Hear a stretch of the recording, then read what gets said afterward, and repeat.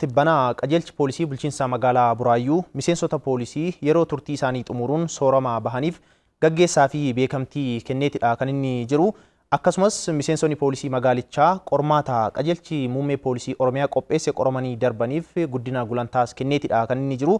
Kana malees namoota harka qalleeyyii ta'an deeggaruu akkasumas akka qajeelcha poolisii bulchiinsa magaalaa Buraayyuutti nageenyaa fi olaantummaa seeraa mirkaneessuu walqabatee hojiilee bara 2014 keessa hojjetamaa turan gamaggamuun bara 2015tti immoo kallattiin hojii fuulduraa akeekameetidha kan jiru. Kanuma ilaalchisuun riippoortarri keenya Lissaan Umirreessaa bakkichatti argamuun waan qindeessee deebi'ee qaba. Nu waliin tura.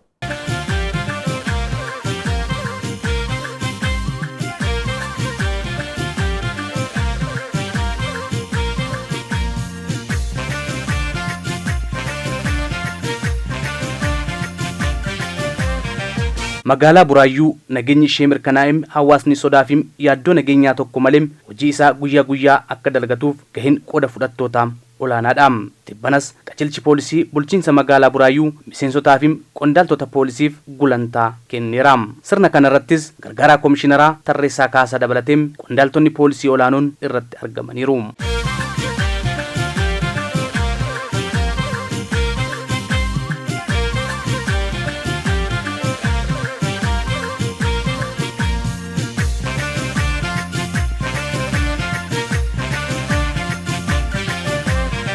Kaayyoon sagantaa kanaas raawwii hojii bara 2014 irratti hanqinootaa fi ciminoota jiran adda baasuun miseensota poolisii yeroo isaanii xumuranii sooroma bahaniif beekamtii kennuu, harka qalleeyyii deeggaruu fi kenna gonfaa fi miseensota kanaan dura amanamummaa fi kutannoon hojii isaanii hojjechaa turaniif sirna galateeffannaa fi beekamtii kennuuf kan qophaa'edha.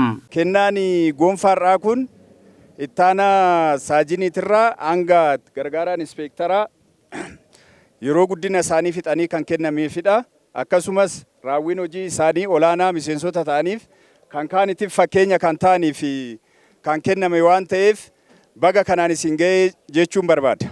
Gama raawwii hojii bara 2014 fi karoora bara 2015 irratti akka mari'anneen booda leenjii adda addaa kennuudhaan hojiitti galuu barbaachisaa waan ta'eef qopheessine kan biraa immoo namoota asii haala nageenya irra hojiin hojjechaa turre halkanii guyyaa asitti diina wajjin qabsaa turre sana nu biraa immoo gara biraatti jijjiiraman isaan sana immoo gaggeessuuf yoo ta'u kan biraa immoo miseensota fi hooggantoota magaalaa keenya kan turan jechuudha. Akkuma sila kaase kan asitti hojii nageenya mirkaneessuu hojjechaa ture sun nu biraa waan gaggeessaa isaa gochuu fi kan biraa immoo namoota yeroo dheeraa wajjin magaalaa kana keessatti hojjechaa turanii umuriin isaanii soorama ga'ee sooramaan nu biraa gaggeeffaman isaan gaggeessuu fi kan biraa immoo namoota harka qalleeyyii ta'an magaalaa kana keessatti poolisiin hawaasa keessaa baanee rakkoo hawaasa kanaa furuun barbaachisaa waan ta'eef namoota immoo harka qalleeyyii ta'anis immoo deeggarree barumsa isaanii bara 2015 kana barachuu akka danda'an boorsaa daftanaa fi waan adda addaa binnee kan bara hojii 2015tti galii ta'uu keenya. Magaalli Buraayyuu gulantaa gargaaraa saajinii irraa kaasee hanga gargaara inspektaraatti qondaaltota jiraniif guyyaa irraa beekamtii fi waraqaa ragaa guutuu kennee jira.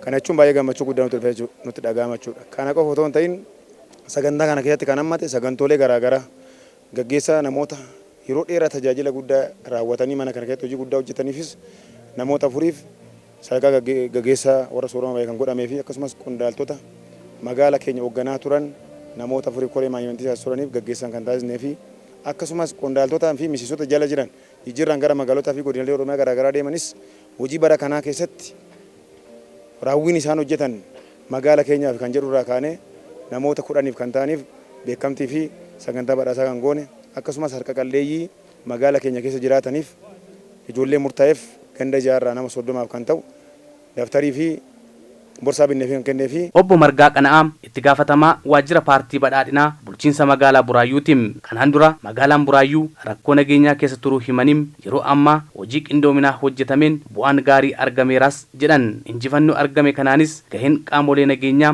manguddoota biyyaa qeerroo fi qarrees guddaa ta'uu himaniiru.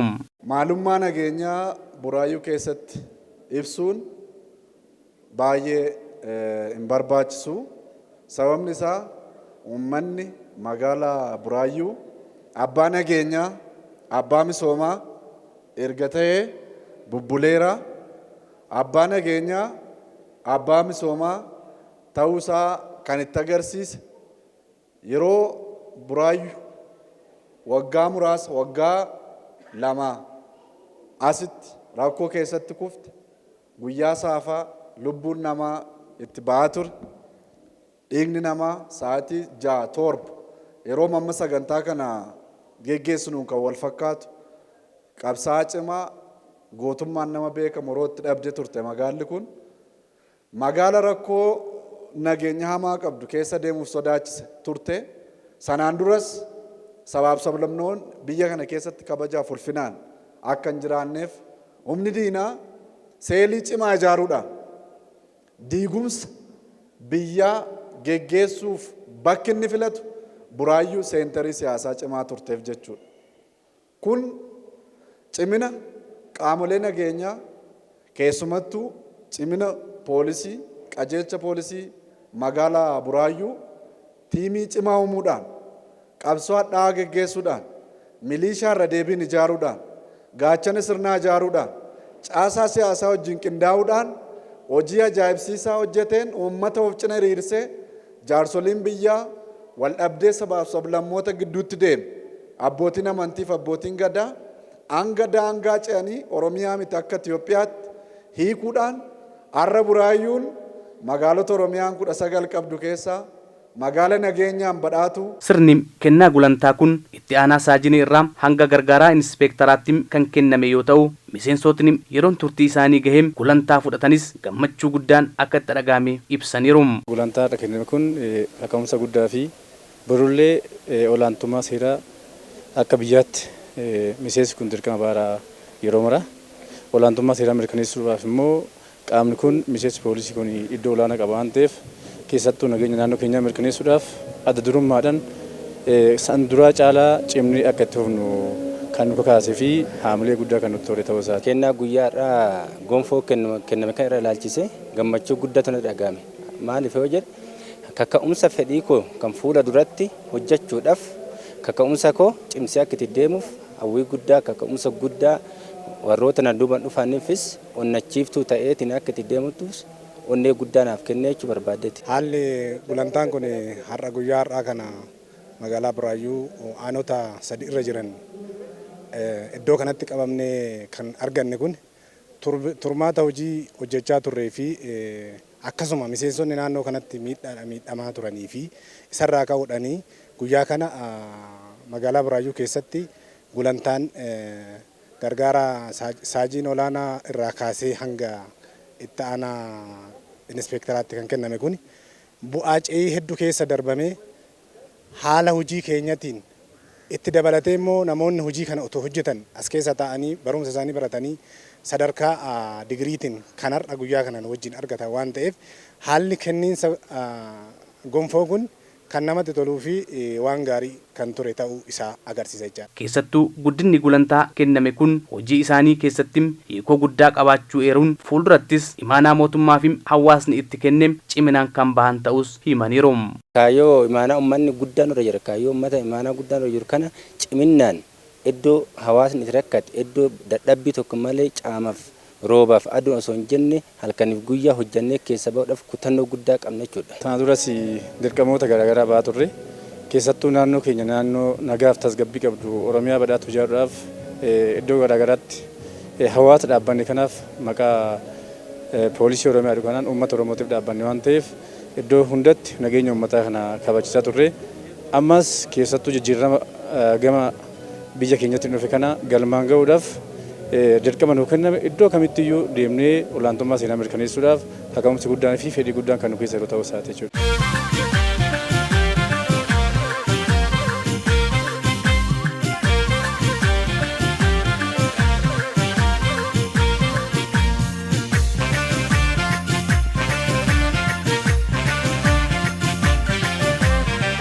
humnoota badii biyya keessaa fi ala taa'uun biyya keenya dirree jeequmsaa gochuu barbaadan qolachuun magaalaa Buraayyuu roga hundaan nageenyi ishee eegamee dirree misoomaa akka taatuuf hunduu harka wal qabatee hojjechuu akka qabus gargaaraan komishineraa Tarreessaa Kaasaa dhaamaniiru.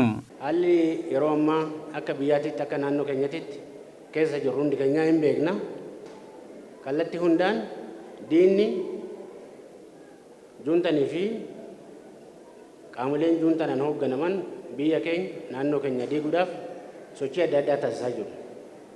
Kana keessatti kaayyoo isaanii kun akka galma hin geenye yeroo ammaa kana keessa maal akka jiru wanti walitti himnu hin jiru jechaadha. Keessattuu namni hundumtuu qaamni nageenyaa uummata hirmaachisiisee bakka jirutti hojii akkas fakkaatu kana yoo hojjete ida'amni isaa akka biyyaatitti akka naannoo keenyatti waan amma irra jirru kana akka injifannu shakkii tokkorree hin qabnu. Bara dhufu kana keessattis waan amma keessa jirru kana injifannee bara injifannoo akka nuuf ta'u hundi keenya tokko taanee qindoomnee waan amma hojjenne kana akka tusiisnu jechaa. Qondaaltonni sooroma bahan dubbifne tokko tokko turmaata hojii isaanii keessatti bu'aa bahii hedduu keessa darbuu himanii miseensonni poolisii hojii irra jiran obsa guddaa qabaachuun hawaasa isaanii tajaajiluu akka qabanis dhaamaniiru. Hojii poolisii kana keessatti hojii nageenyaa hojjechuu jechuun hojii obsa barbaadu, hojii tasgabbii barbaadu, hojii namoota yakka raawwataniif hin raawwanne addaan baasuu barbaadu, hojii hawaasa gurmeessuu barbaada. Hawaasa gurmeessanii of ciraa hiriirsan taanan yakkamaan kamiyyuu jalaa miliquu hin danda'u. Kamiyyuu obsa wanni guddaan. Obsa bira darbee immoo hawaasa barsiisuudha. Hawaasa ijaaruudha. Hawaasa barsiisanii gaafa hawaasa ijaaran boru iddoo ga'uun irra jiraatu hin ga'u. Hawaasa kanas immoo daandii isaan qabachuu irra jiraatu qabsiisanii ceesisuun hin danda'ama. Rakkoo nageenyaa yeroo ammaa kana mul'achaa jiru kana cabsuun salphatti danda'ama waan ta'eef kana obsaa fi ciminaan hojjechuutu irra jiraata. Hawaasa ijaarrachuutu irra jiraata. Hawaasa koominiitiidhaan ijaaree gandaan ijaaree hawaasni akka of eegu godhee paatroolii poolisiidhaan raawwachuu danda'utu irra jira waan ta'eef. Sirna sagantaa kana irrattis namoota harka qalleeyyii ta'aniif deeggarsi meeshaalee barnootaa taasifameera. Namoonni dubbifnes deeggarsa godhameefittim guddaa kan gammadan ta'uu himaniiru. Ijoollee abbaan qabne ijoollee lamaan guddisaadha tokko kunuus keessa jira. Aggaxaamii bulchiisni Filidooroo naannoo kiyya ofiin barrii koona argee kanatti dhufeetanan kan arga'ee carraa haqimiin qabu. Baay'ee gammadeen jira natti toleera. Deeggarsa naaf godhametti baay'ee na gammada. Ani ijoollee afuran qaba.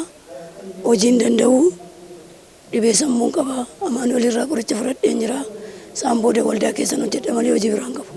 Ijoollee koo arfan kana waldaatu gargaarii barsiisa malee wanti na gargaaru homtuullee hin jiru.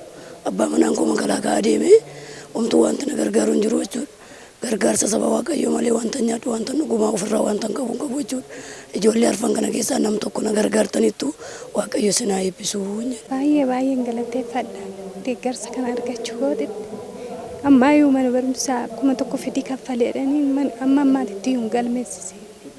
Birrii 1,000 sana beetana bara darbe immoo namatu tirraafi ijoolleen ittiin baratan sana kennaniitiin ittiin barsiise sadarbe ijoollee lamaan qaba.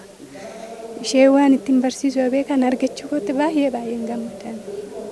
Kanaafuu eebbifamaa naa jiraadhaan isiniin jedha. Qaamoleen nageenyaas dirqama lammummaa isaanii bahuun deeggarsa godhaniif itti gammaduun galatoonfataniiru. Poolisoonni guyyaa irraa kana daftaraa fi boorsaa mucaa kootiif isaan gafaaf yoo naa kennan ishee quxisuu immoo Waaqayyo na gargaara. Ijoollee afuran qabachuudha. Inni hangafni kutaa 10, inni lammaffaan kutaa 8, isheen sadaffaan kutaa 5, isheen dhumaa kutaa 2 jechuudha. Isaan kana naannoo koo fi waldaan na gargaaranii kutaa kanaan naa ga'aniiru. Isaan boodatti immoo Waaqayyoo fi poolisoota kana abdadhee nan jiraadha.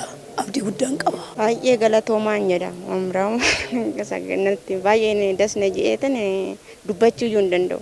Aggaxaamii homaa iyyuu hin danda'u iyyuu mana barumsaattis kanaan dura eenyummaa kee waraqata fidinaan jennee biyyaas Filidoorootti maatama rukucheeffadhee kan galfadhee har'a immoo baay'een carraa naga'u baay'een itti gammadeera. Hojimaata tokko keessatti nama hojii isaatti kutannoo fi amanamummaan hojjete bu'aa gaarii fideef galatoonfachuu fi beekamtii kennuun hojii isaa caalmaatti akka hojjetuuf galtee fi kaka'umsa guddaa itti hora waan ta'eef hojiin qajeelchi poolisii bulchiinsa magaalaa Buraayyuu hojjechaa jiru kun fakkeenyummaa gaarii waan ta'eef cimee itti fufuun jennaam.